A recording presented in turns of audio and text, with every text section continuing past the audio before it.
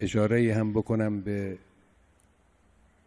ایام شهادت دردانه اهل بیت فاطمه زهرا سلام الله علیها، صدیقه طاهره، که این روزها بنابر روایت 75 روز ایام شهادت اون بزرگوار امیرالمومنین، این روزها با دل شکسته، با سینه پر از غم، با عزیزه خود وداع می کند.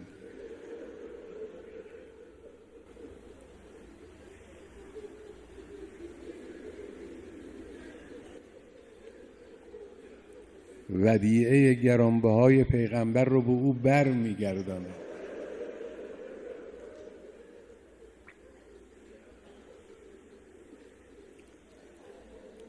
دل امیرالمومنین پر از غم است،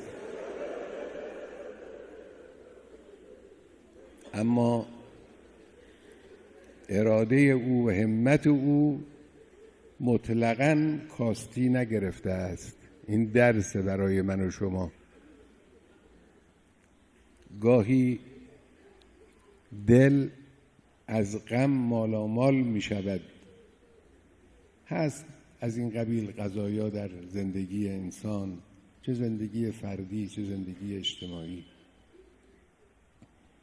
اما عزم و اراده باید راسخ بماند، گام باید محکم برداشته بشود.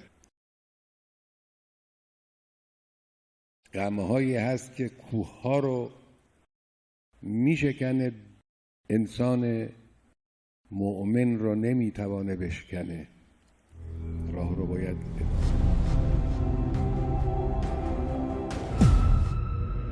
اینجا مرکز مقاومت است.